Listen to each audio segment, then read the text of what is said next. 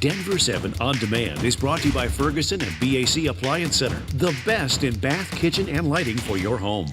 I'm Ann Trujillo with the latest from Denver 7. Tonight, Parker Road in Arapahoe County is actually buckling because of the heat.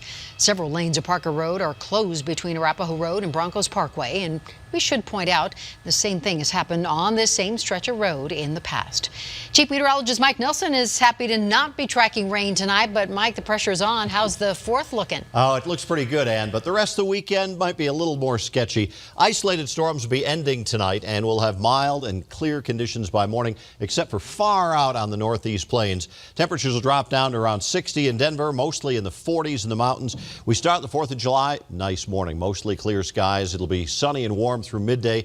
In the afternoon, only a few isolated storms, very hot over the southeast. This front coming in is going to bring some changes, though, as we get farther into the holiday weekend. 92 on the way for the 4th of July, triple digits La Junta and Lamar. Looking ahead, as that front moves in, Friday's a little cooler with a better chance of thunderstorms, 85. Good chance of thunderstorms for Saturday and Sunday afternoons, but the mornings will be dry. Highs will be in the low 80s, and then back up close to 90 again by next Tuesday. All right, Mike, thank you. Thrill seekers just can't catch a break. Last year, the water was too low. This year, it's too high. Denver 7's Lance Hernandez is in Boulder County, where tubers are being told to stay out of the water. Feel like you're going 1,000 miles an hour, but you're sitting in one spot. There's no words for it. Swift-moving water is very attractive to kayakers like Max Ryan and Ry Sherman. Sometimes you get held under and it'll take your breath away, but it's worth it for that feeling. The water is so high on Clear Creek that it's been closed to tubers. It's the same thing in Boulder, where the sheriff just closed Boulder Creek before the big 4th of July holiday. We tube almost every day on the Boulder Creek. Brett Bryant and John Cooper got one run in before the closure. Once we saw the signs that said it's closed to tubing, then we knew we couldn't do it anymore. Bryant says he understands the reason for the closure: safety.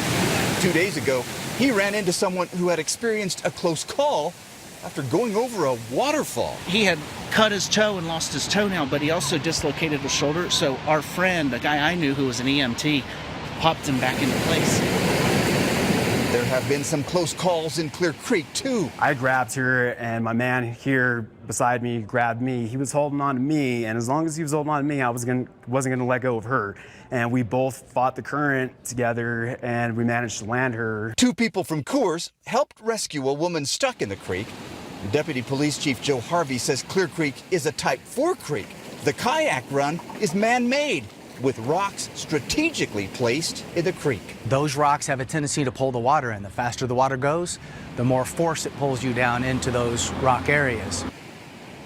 That was Lance Hernandez reporting. Now, one of the backers of Lakewood's new anti-growth law has similar plans for the rest of our Colorado. Last night, Lakewood voters decided to cap all new housing builds at 1%, or roughly 700 homes a year. It is music to the ears of Daniel Hayes, one of the chief architects of the growth restrictions in Golden. Hayes is thinking big about staying small. He wants to install the same limitations across the Front Range. They say one thing, like, houses bring in revenue, but obviously they don't. We have traffic out of control. Schools are always begging for money for schools. Hayes' idea will likely be reviewed by the Colorado Supreme Court, and if approved there, and if it gathers enough support from the public, it could end up on the ballot. The homeless crisis is not confined to any one place, and now communities that previously didn't have any issues are finding themselves with new, sometimes unsavory neighbors. Denver 7's Ivan Rodriguez shows us the strain on the Golden Triangle neighborhood, and he introduces us to a father and son who say they're not trying to bother anyone, they're just trying to survive. Anything can happen in just split of a minute. Towels laid under a shaded tree, a spot to rest even for just a few hours. It gets rough. David Weatherly and his son have been homeless for several years. When you're 60, you don't really feel like being out here that much. They arrived in Denver 3 days ago. There's no jobs in Pueblo, so we came up here to Denver, more job opportunities. More jobs, but also more people living on the streets. The city of Denver says at last count, about 3,500 people are experiencing homelessness.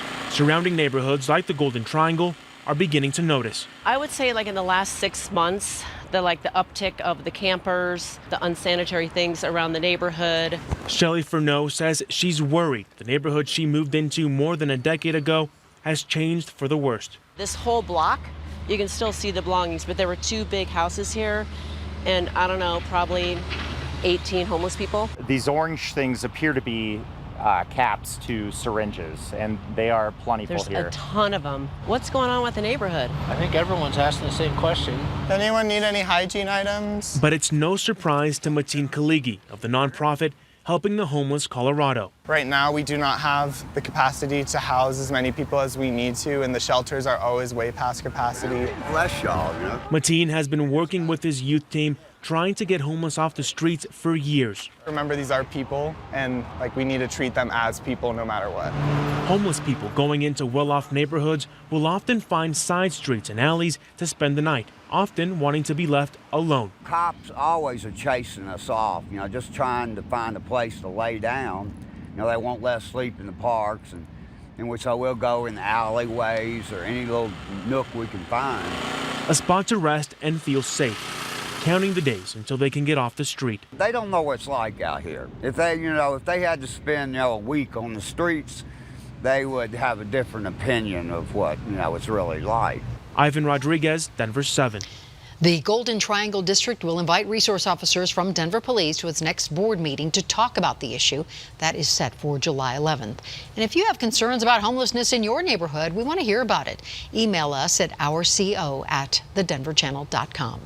This has been your Denver 7 On Demand update. Thank you so much for joining us. And check back here later tonight for another update and download the Denver 7 app for breaking news and alerts. I'm Ann Trujillo.